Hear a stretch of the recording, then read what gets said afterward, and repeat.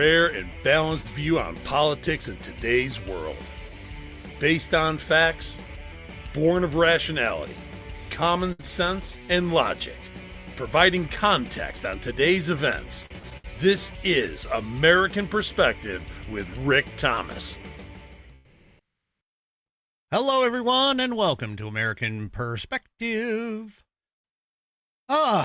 So I don't know if anybody's feeling like really old today, but apparently if you were born in 1995, you're now going to turn like 63 or something, according to the leftist Foreman core moron math that's out there. For those of you that follow me on Facebook or follow the page, the American Perspective page on Facebook, you'll know what I'm talking about. I don't understand where these people come up with this idea that, I don't know. I'm not even in my 60s yet, and I was born well before 1995. Oh, these people, I'm telling you, they just can't go on. All right. Okay, so let's see. I haven't done this in a while, so let me go ahead and run through the all of the people in the chat. Let's see. I see Bonnie. I see 3 Chevy. I see Angel Garden. I see Squishy. I see Ms. T of Tex. Let's see. Who else do I see? I see Amy Jean Viner. Can't forget her. Let's see who else. Oh, I saw Buddy Weiser earlier. Welcome back to the chat, buddy. Glad to see that you're feeling better. And let's see, is there anybody else that I may have missed over on, oh yes, My News, can't forget My News, and Coco DeWhiskey, or, well, Coco, the insert name here, is over there. And let's see, what else? Those are all the people that I see over on Rumble. All the people that I see over on Rumble. Now, I know that there's nobody, literally, oh, I gotta say hi, Woodens, as well, I guess. He's watching over D's shoulder. Miss T of Texas shoulder. Not D's. I said Miss T. T, D. Sounds close. Anyway. Oh, there's Fat Paws. Fat Paws showed up. All right. I like that. All right. Well, let's take a look at who's over in Facebook land. Well, looks like Ms. T of Texas slumming in both spots. Becky hasn't made her appearance yet over on Facebook yet. I know nobody watches over on YouTube or even X or anybody else, but anyway, that's just the way it is, I guess. All right. Oh, goodness gracious. Where was I? Oh, I got to go back this way. All right. Let's go ahead and get things kicked off. Nana of JJS, I haven't seen her in the chat. Ugh, this is going to be bad. I think she said something about not being able to be here, which sort of stinks because that means she's going to miss her Pledge of Allegiance. Anyway, if you are of mine, please stand or remove your hat if you're wearing one like me and join in with Nana of JJS in the recitation of the Pledge of Allegiance. I pledge allegiance to the flag of the United States of America and to the republic for which it stands, one nation, under God, indivisible, with liberty and justice for all. And, of course, I do appreciate that. Oh, she's here. Hey, hi, Nana. Anyway, I do appreciate that for the wonderful rendition of the pledge. If you would like to hear your rendition of the pledge played here on the program, all you need to do is record yourself performing or reciting the pledge in your style, and, of course, take that audio file, video file, whatever kind of file that is, and attach it to an email. Send it off to me. Send it to fans, F-A-N-S, at americanperspective.online. That's fans, F-A-N-S, at americanperspective.online. And we'll keep it a bit of a secret, but, sort of a secret. In case you didn't catch the little slur in there.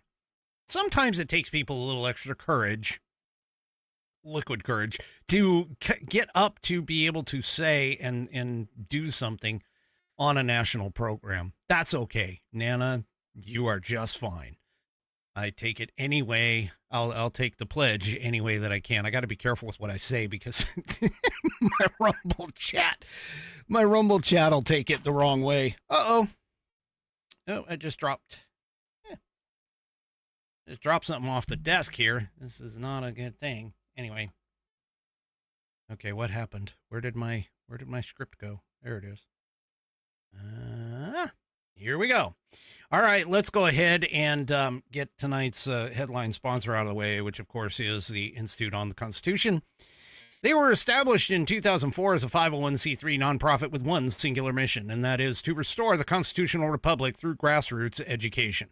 All courses and materials are developed using primary source documents and taught from the American view of law and government, as defined in the Declaration of Independence in the following 3 key points.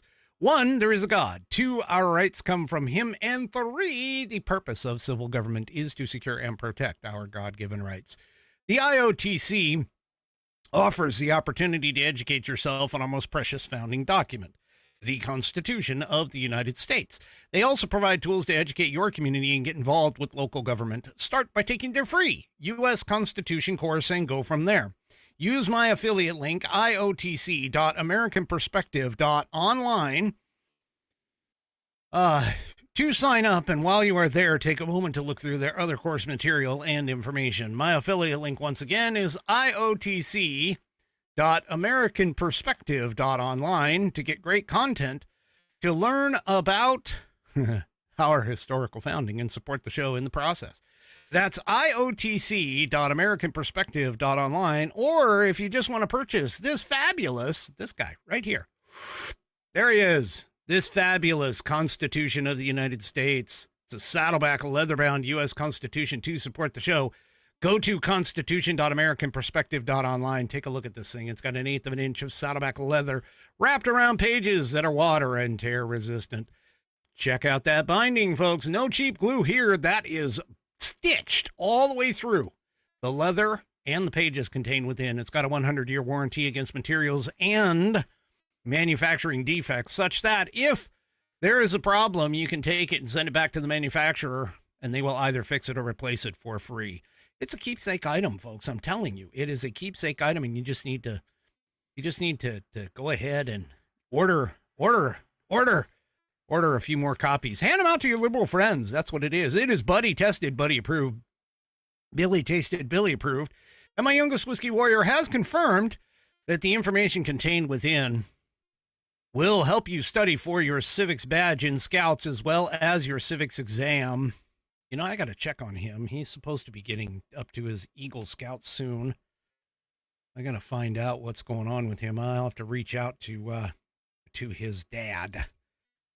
I'll have to do that. Anyway, it's got nice, sexy rounded corners. See that? Sexy rounded corners. According to all my rumblers, the amendments that are in here are in numerical order, Roman numerals. They're stitched in numerical order, too, according to 3 Chevy, and it deflects Democrats. That's right. It's kind of like, a big old cross, and then you throw this at them, and they're just like, and they shrink. They shrink away. Anyway, go to constitution.americanperspective.online and go and get yours today. And of course, I thank them for allowing me to be a brand affiliate. Go and check them out. Get some of their other books too. I mean, I know this is a keepsake thing, keepsake and a fan favorite, but you definitely got to go and check out some of their other products that they have available. Fantastic. All right, there's Becky over on Facebook. Becky showed up. Hey, hi, Becky. Yeah, most of the time Becky does show up. I think she's running a little late today. Anyway, which is fine. I don't care. We're good. I'm just happy you guys show up at all. To be honest with you. All right. Whoops. Jeez, I am just like clicking on buttons and making things happen, and this is not a good thing. I'm telling you.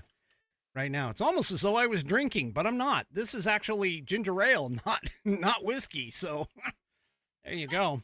Anyway, Mrs. Whiskey just gave me a really funny look. All right. Of course, she always looks at me funny because I'm just funny looking. Anyway, moving on. All right. Oh, see, there's her hand. She says hi. All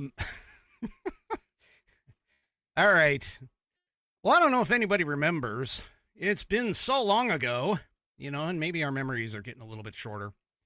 But it was a long time ago. Well, not really all that long, where this young man who happens to be black stabbed a young man who happens to be white on a track field not too long ago. And it was during a Texas track meet. The situation basically was that the young man who happened to be black was sitting in the wrong place. And the other people that were there, it was assigned seating, I guess. And the other people that were there basically had to ask him, or did ask him to leave. He refused. And the other young man who happens to be white, essentially got into a bit of a discussion with him. And he ended up being stabbed by the other young man who happens to be black. Well, that other young man has now been indicted by a grand jury for first-degree murder.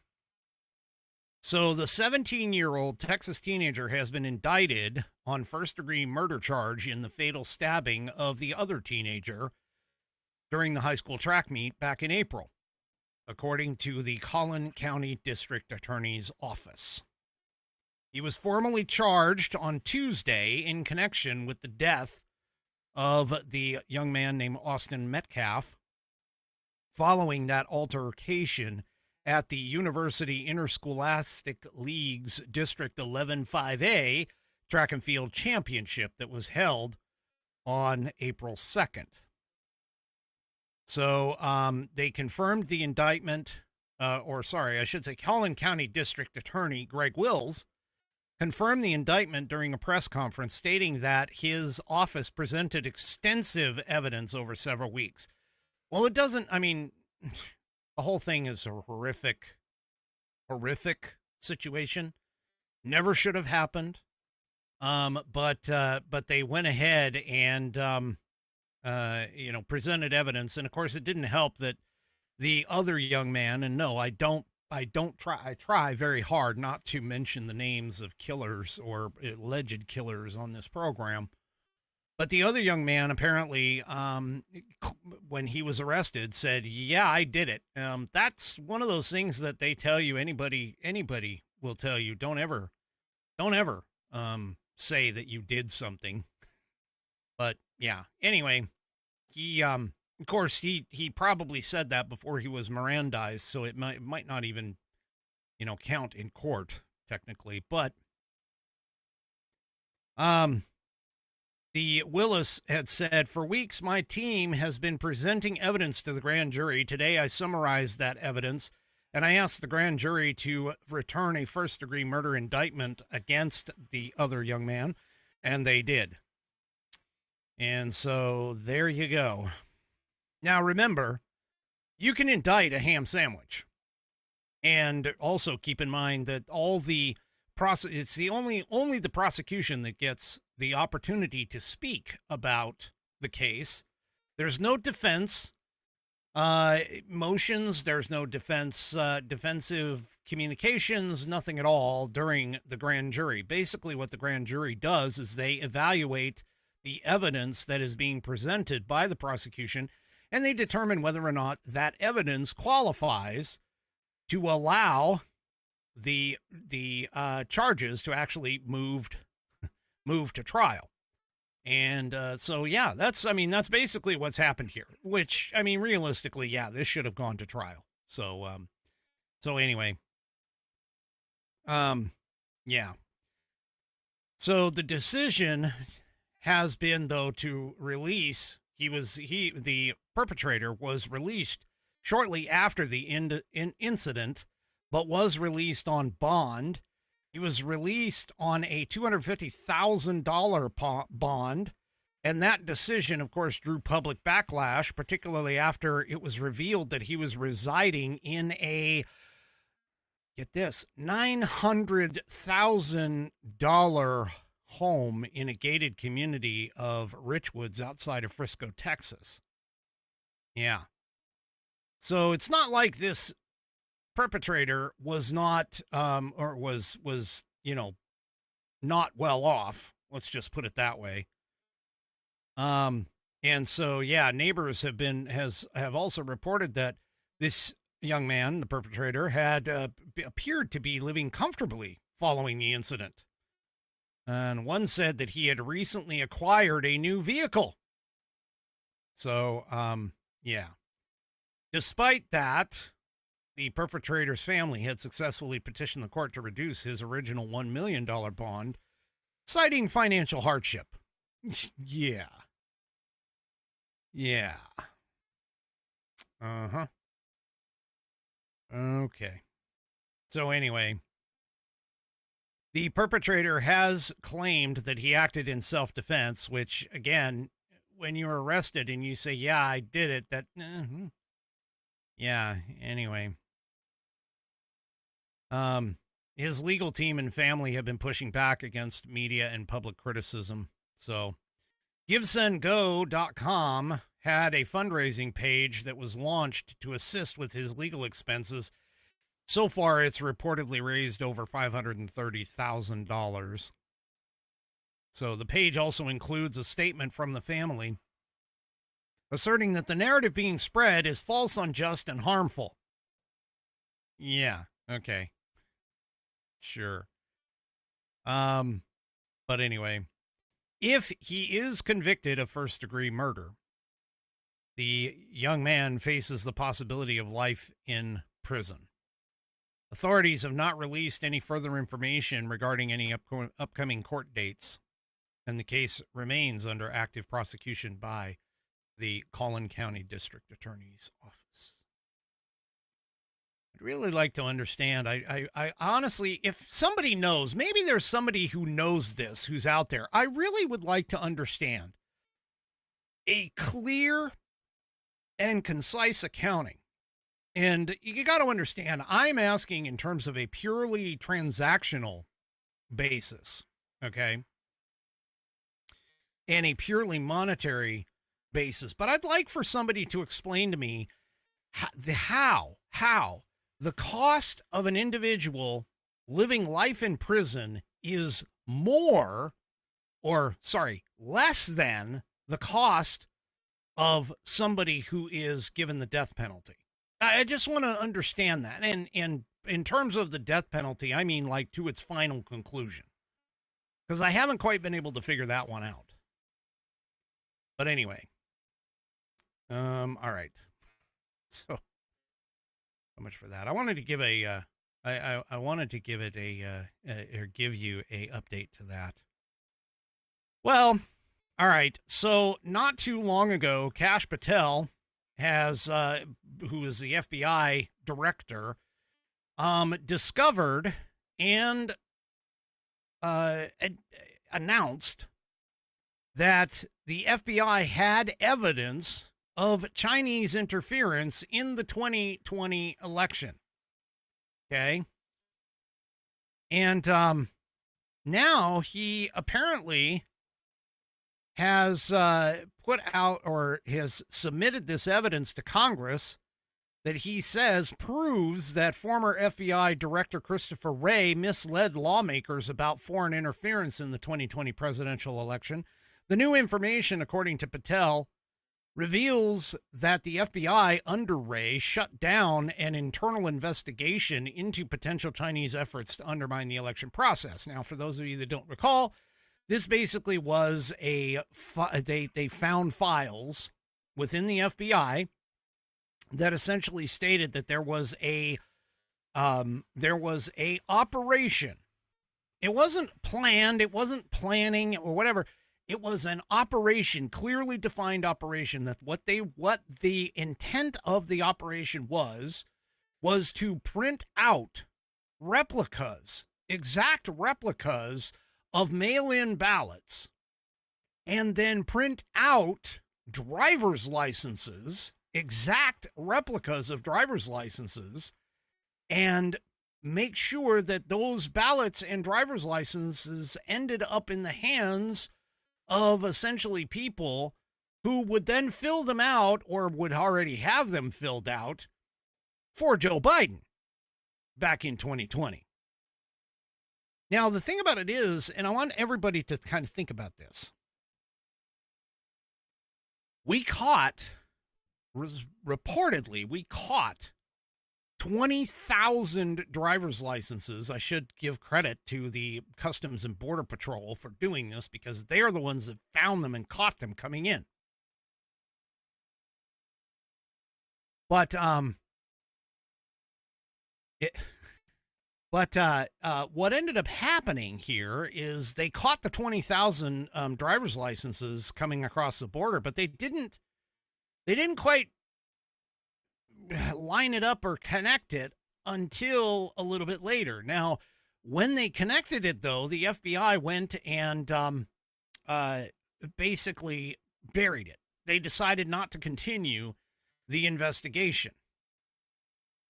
And so, yeah, the former FBI leadership, according to Kash Patel on X, the former FBI leadership withheld the facts and misled the public on China's 2020 election interference, and they did so for political gain. This FBI is exposing all of it and giving the Americans the truth that they deserve. Now, here's the thing. If you take this incident and you take the information that was gleaned by the 2,000 Mules video and investigation, and you take a bunch of other things and start to put together a collage of what obviously was and is a clear-cut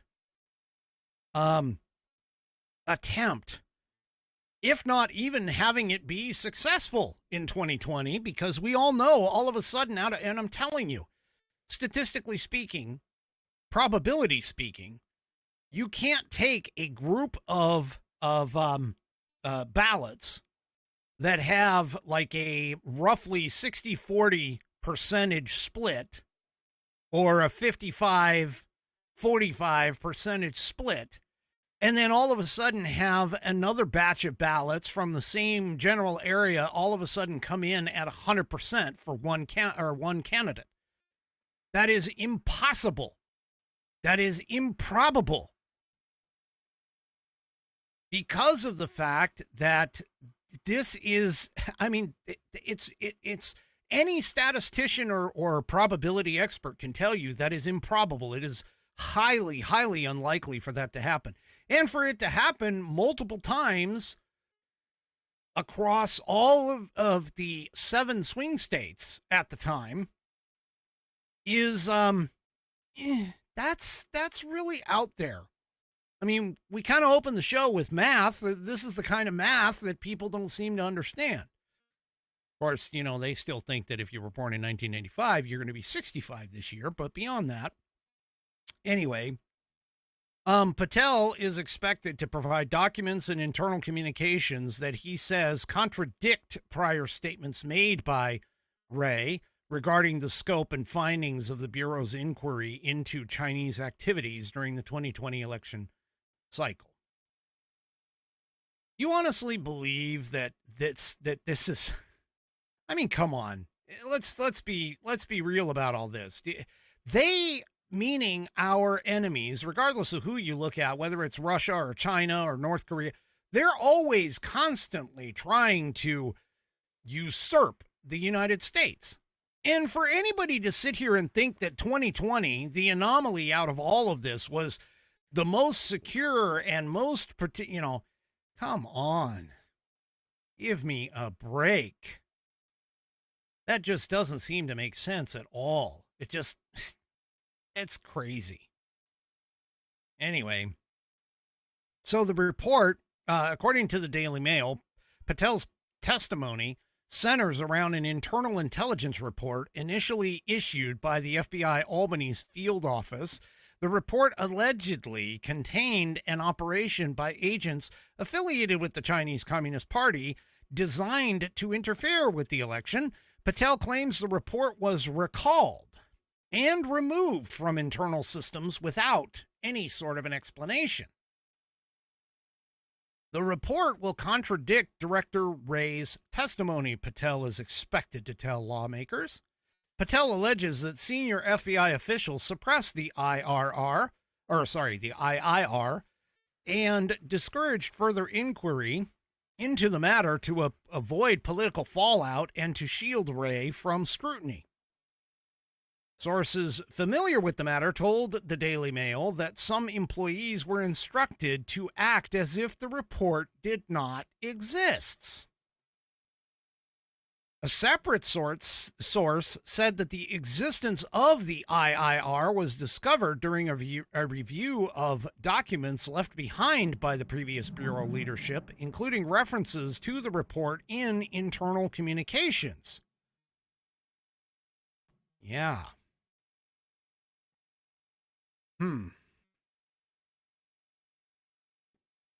I mean, not that we can really do anything about it. Sorry, Bam.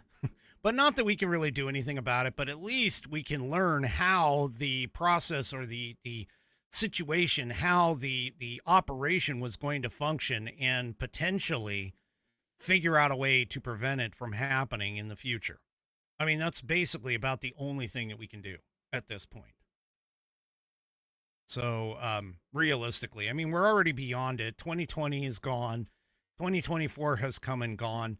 The next one is 2026 for an interim, and then 2028. So anything that we may glean from this particular operation and any of the investigation that might have happened, well, basically all we have to do is figure out a way to make it so that when it comes to 2028, that we are using a federal ID. I advocate for the U.S. passport.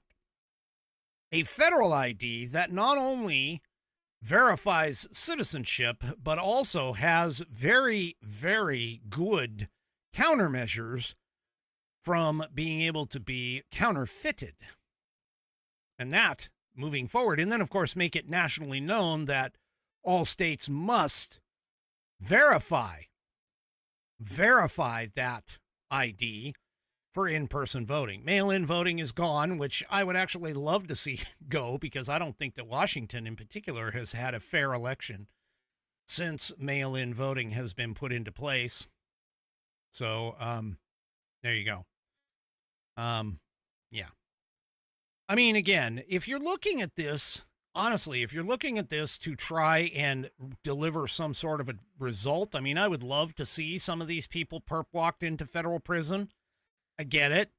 That's kind of more of the revenge or avenge side of me that would love that to happen. But the reality of it is all I want to do is I just want to know what the hell happened, how it happened, and how can we prevent it in the future.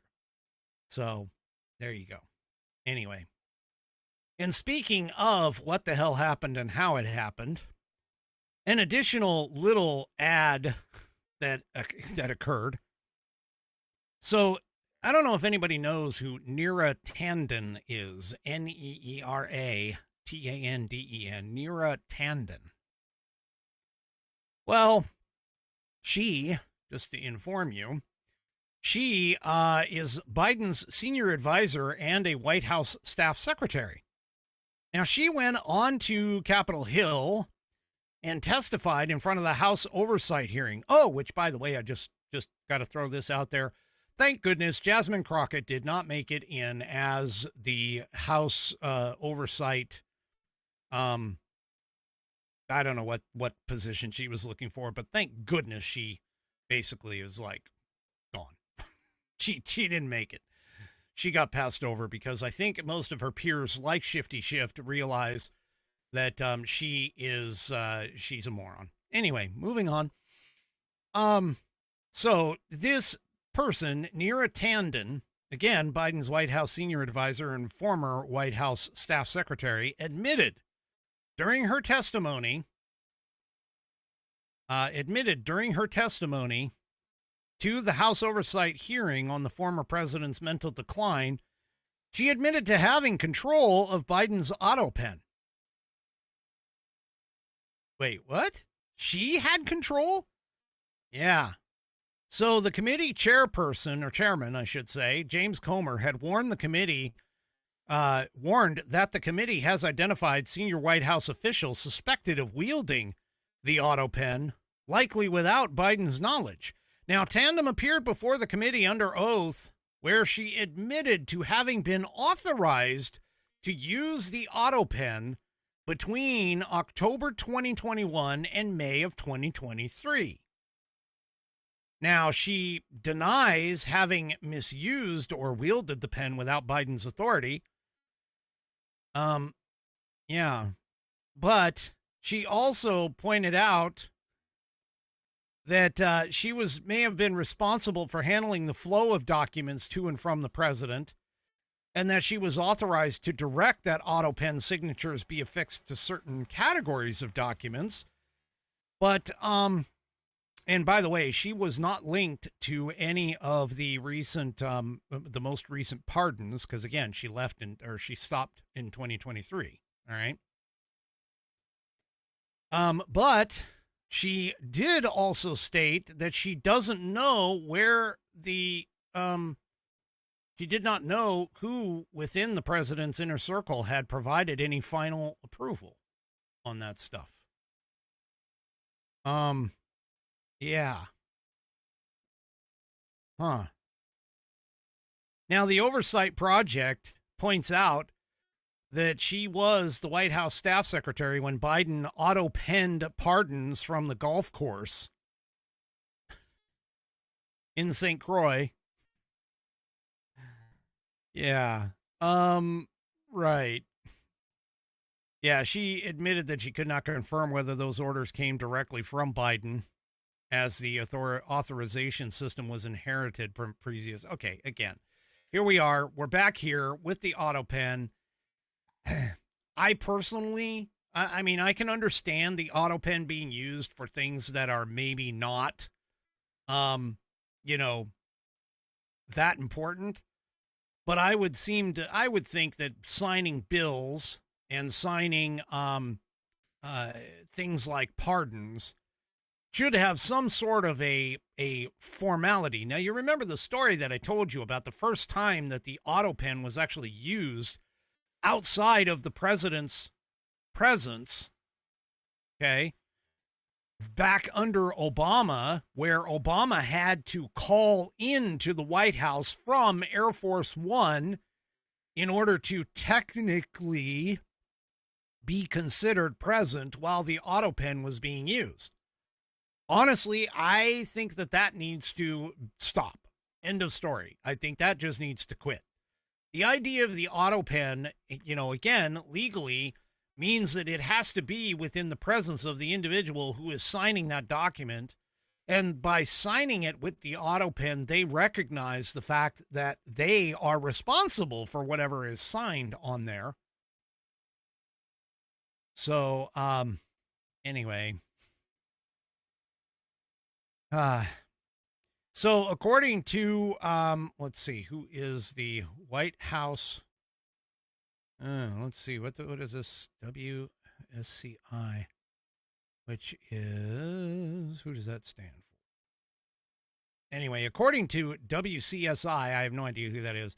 Tandem would send decision memos to members of Biden's inner circle and receive the necessary authorizations to use the auto pen. Oh, that's how it was done. So she would send the decision memos to Biden's inner circle, and then Biden's inner circle would then respond back to her like, hey, go ahead and use the auto pen.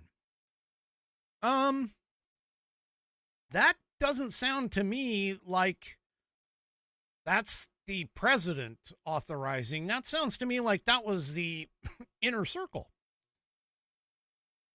The names of the officials who returned those authorizations also remain unreported at this time and will likely remain so until the hearing concludes. However, according to Tandem, she was reporting to Biden's White House Chief of Staff, Ron Klain, from October of 2021. Now, keep in mind, CNN's Jake Tapper, his book detailing how shadowy White House officials conspired to run the country if Biden won the 2024 election, but was unable to perform his presidential duties. Those details are apparently in the book. And yeah, Bonnie points out maybe Hunter told them to use the auto pen. Yeah, pretty much. Yeah. Yep. So there you go.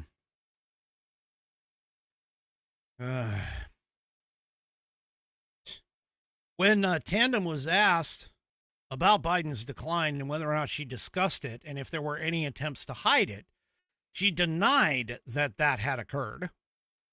Yeah, right.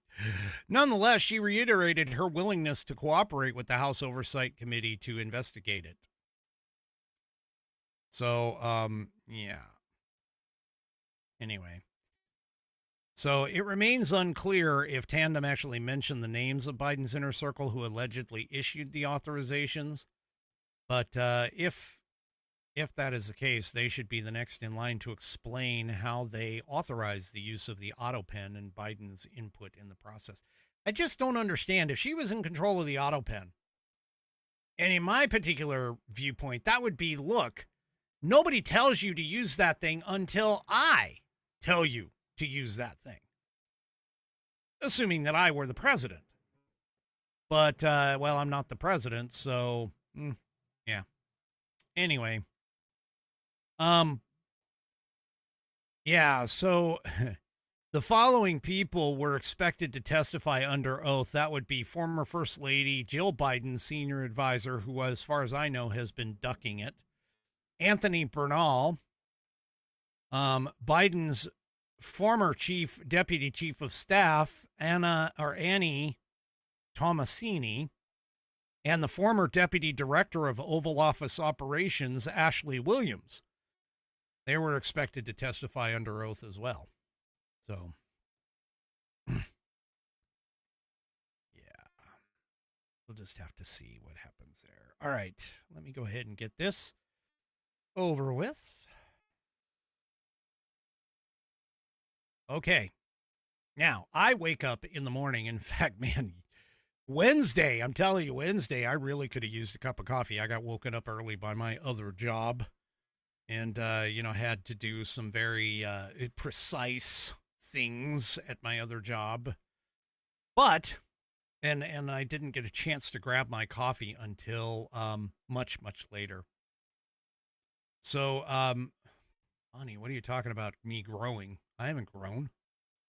I'm still shrinky. See, I'm small. Anyway. Anyway, if you still haven't tried 1775 coffee, now is your shot. The 1775 starter kit just dropped. There's 1,000 units available. In each unit, you're getting the bold dark roast that hits harder than a CNN fact check, the smooth medium roast, and the Vitality Mushroom Coffee. Now, the Vitality Mushroom Coffee, of course, gives you clean energy and laser focus with no crash. Man, I could have used that yesterday.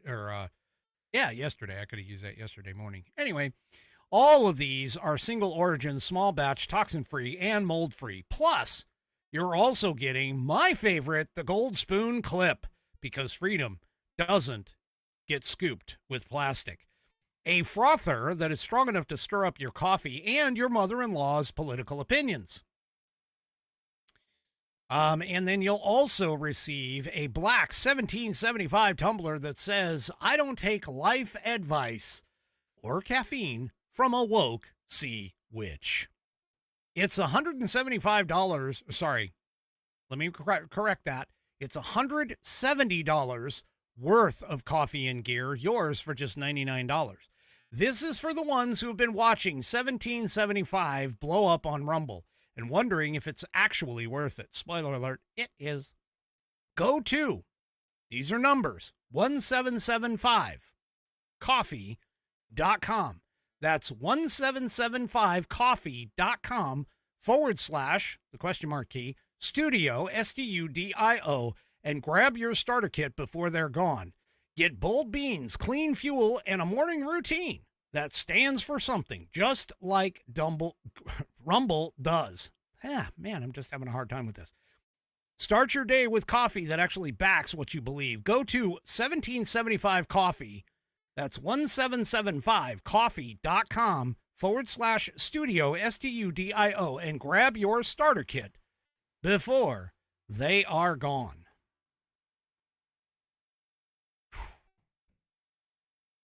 All right. Well, folks, the Supreme Court has slowly been dripping out the last items of this current session. Now, notice that they haven't ruled on the overreach of those district court judges issuing nationwide injunctions and stuff. They haven't done that yet, but they did do something that I personally think is a absolute act of federalism.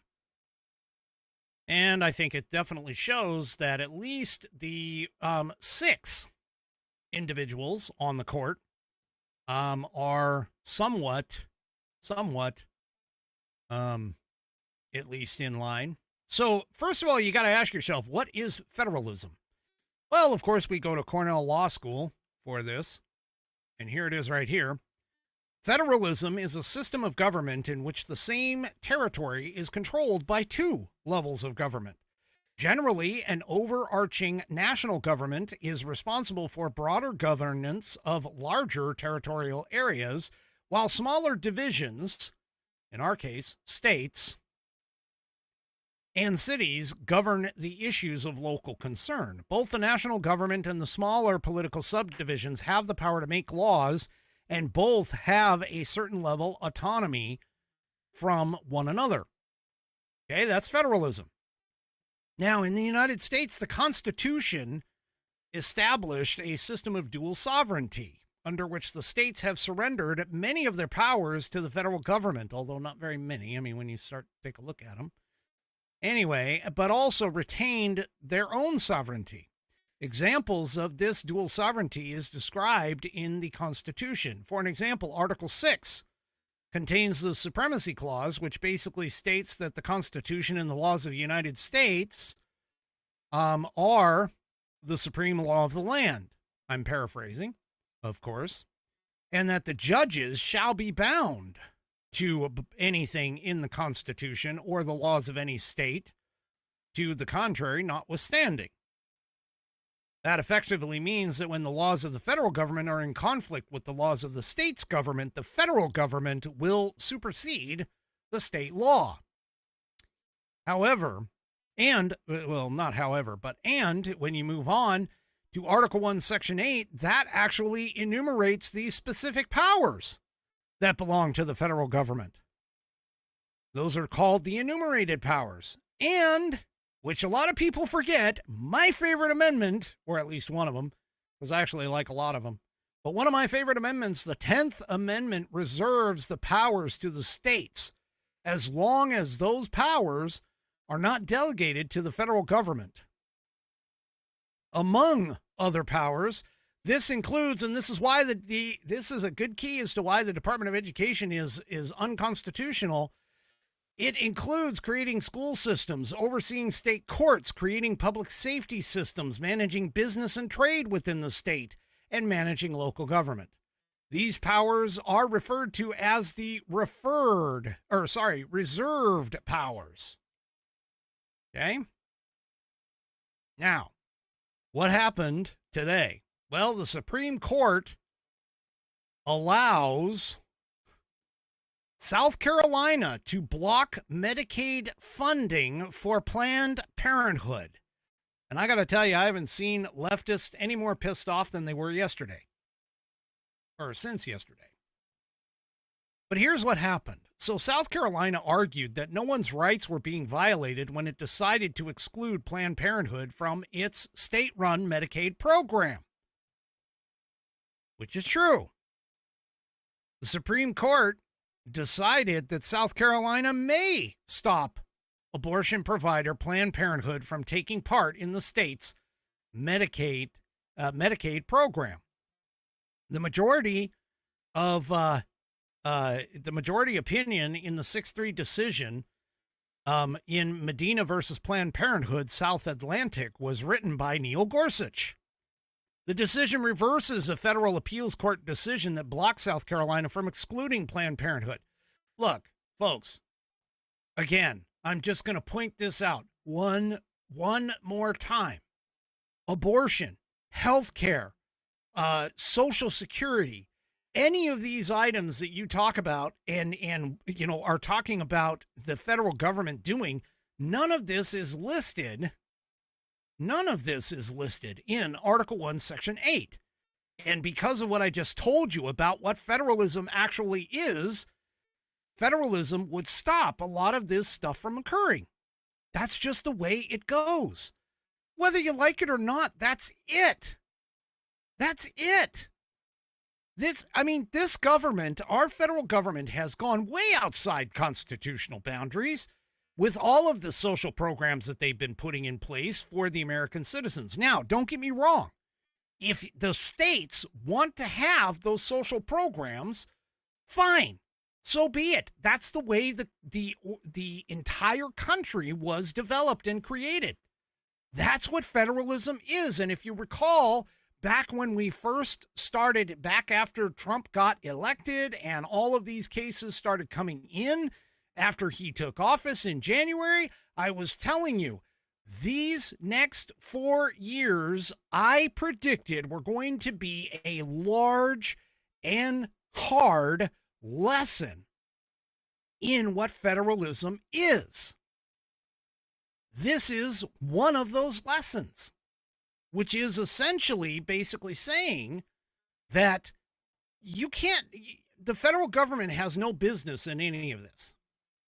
They just don't. Okay? They just don't. And so sitting here and trying to explain to somebody that, hey, abortion is a nationwide issue. Not according to the Constitution, it's not. The Constitution realistically tells the federal government, look, all you need to do is take care of things outside of the border and things that would happen intrastate, I should say. Meaning that, interstate, between states. That's what I mean, interstate. Sometimes get that confused. But the point being here is that Medicaid is a joint federal and state program. It should be nothing but a state program, period.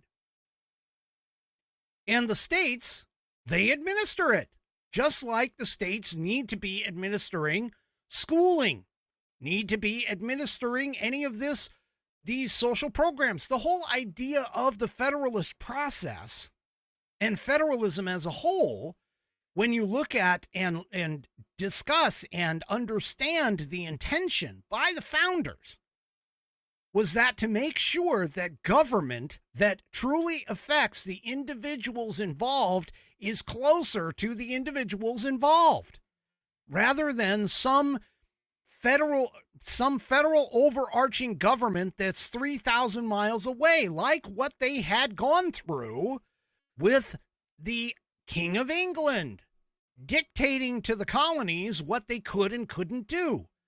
The whole purpose of this and everything, when you look at history, the whole purpose of the idea of federalism was an attempt in the best way possible to bring the government that affects you in your daily lives as close to you as possible for two reasons. One, you have much more involvement at the local level. And two, you can, when things go bad, you can get rid of the guys or the people, whoever it is. Now we have women who serve in office. Back then they didn't. But you can get rid of the people who caused you that pain by voting them out and take the local level into a different direction, a different course of action. This is the whole purpose of federalism. was to bring the government as close to the people that it serves as possible. That's why they only gave the federal government, the overarching government, small enumerated powers that are listed in Article 1, Section 8. These leftists have forgotten the fact that the federal government isn't supposed to be in your face. They shouldn't be passing anything that should necessarily affect your direct life. That's not the way this whole system is supposed to work. Anyway. So, yeah, by the way, this case also came after the Supreme Court ruled in Health Hospital Corp of Marion County versus Talveski, I can't pronounce it. Anyway, in June of 2023, that Medicaid enrollees have the right to sue when the state officials violate their rights.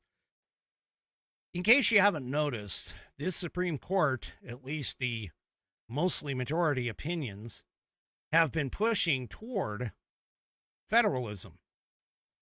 They've been pushing toward getting us back to the original intent of the founders of this country, which I am in all favor for. But again, I'm waiting with bated breath on the whole courts being able to issue nationwide injunctions. I think that one's going to be a resounding slap, in my opinion, to the district courts and below. But anyway, speaking of a slap in the face of district courts and below, do you remember Kilmar Abrego Garcia? You remember that guy? He was the reported MS-13 gang member, reported illegal alien from El Salvador, and he got sent back to El Salvador. And all of the leftist lunatic Democrats, even some of them, went and took off and went down there.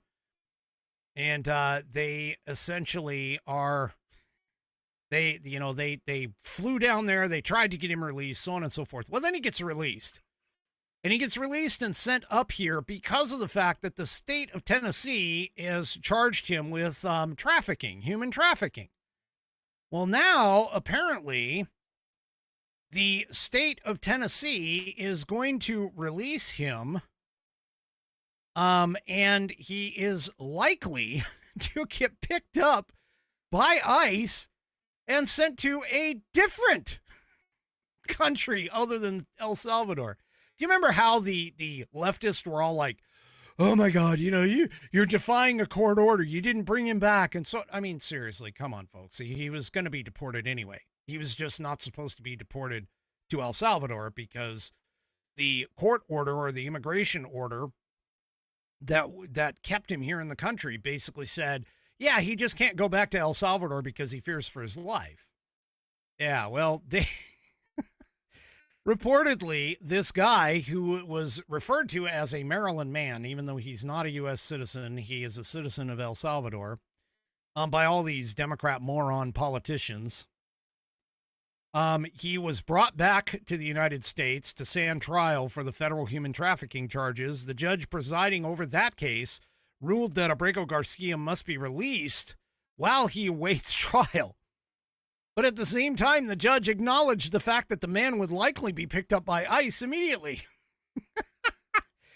Oh, and it was further confirmed today that the illegal alien would be taken back into custody upon his release from Tennessee jail.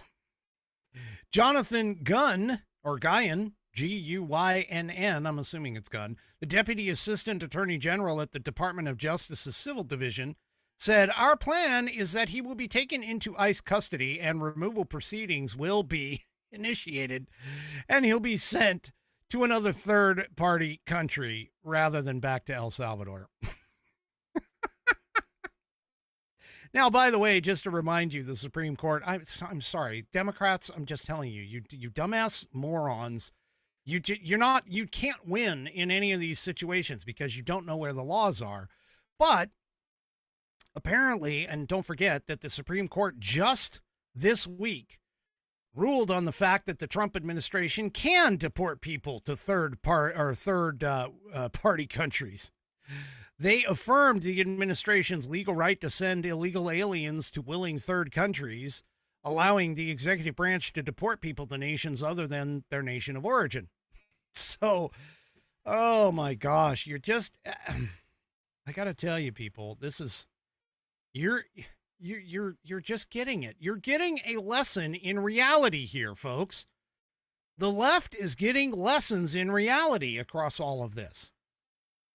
Speaking of deporting somebody, I've heard that there was a representative who has suggested to the DHS that they take a look at the naturalization of the guy, Mamdani, who is running for New York City mayor, and potentially revoke that and send him back.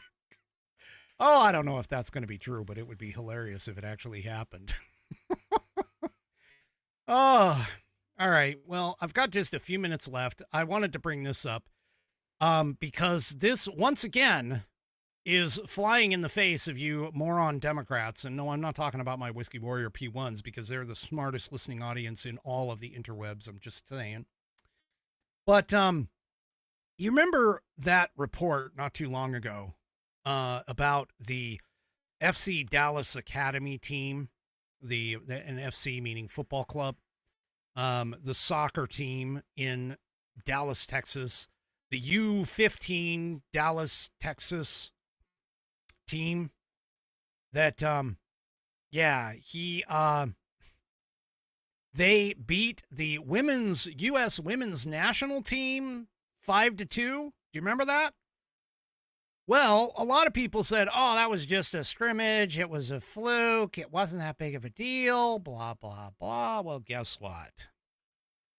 Switzerland's women's national soccer team did the same thing. And they got clobbered 7-1. Oh, my gosh. Now, these are U15. Whoops, sorry. These are U15 folks. These are U15. Meaning that they're 14 years old and younger. Oh, my God. So Switzerland, in their process of getting prepared for the Euro 2025 tournament, they decided to schedule a friendly exhibition match against Luzern's U15 boys team, meaning that everybody on the roster is either 14 or younger. 14 years old or younger. So in other words, the best women's soccer players that Switzerland can provide faced off against a group of boys who literally just kind of started puberty. Yeah, the U15 boys absolutely thrashed the Switzerland women by a whopping 7-1 score. Yeah, 7-1. Oh, and you know who was on that team, that Switzerland team? One of the women who is considered by many to be one of the most attractive female players in the world of soccer. I think her last name is Lehman. Yeah, here she is. Yeah. Well, I think that's her. Anyway, so, folks, we have. This is anecdotal evidence, but this is actually real evidence that people need to understand. There are differences between boys and girls, women and men, physical differences that in a physical sport, regardless of what kind of physical sport, are going to present themselves and show that, unfortunately, as far as you leftists want to think, there are differences between men and women. You can't have girls playing on a men's team or men playing on a women's team, okay? It is not fair. It is not equal. And no matter how many times you want to sit here and say it over and over and over, that this is, oh yeah, this is no big deal. There comes a certain point when you watch kids play any kind of sport, and there comes a certain point where you start to realize it's right around the 11, 12, 13, 14 era that those are the ages where the separation happens, and it's all due to this process called puberty, which is part of the reason why they keep saying, oh yeah, we want to give them puberty blockers. Well, hello, just by the mere fact of saying that, hey, if a boy wants to become a girl, he has to take puberty blockers, tells you that there is a scientific methodology behind this. Anyway, I wish these leftist Democrat morons, and I kind of lump them all together, these leftist Democrat morons would actually learn that science does exist. Hello. And reality exists too. All right. Oh, I thought that I was going to start off. I was sitting here thinking, looking at all my articles that I had opened here on my desktop, and I was thinking to myself, man, I'm not sure I'm going to be able to like all of these. It's going to be a short one tonight. No, turned out I actually have 2 articles that I'm leaving on the cutting room floor. That's it for me for this evening, folks. Do me a favor, if you haven't already, head on over to rumble.com, get yourself an account. It is free. And once you are signed up and signed in, make sure that you search for the American Perspective channel and hit that green follow button to get notified every time I go live. Also, too, don't forget to give me those thumbs ups, or if you really want to, a thumbs down, at all of my platforms, whether it's X, YouTube, Facebook, and of course the aforementioned Rumble. We will see you tomorrow night, 5 p.m. Pacific, 8 p.m. Eastern Time, right here on American Perspective. Have a great rest of your evening, and good night, everybody.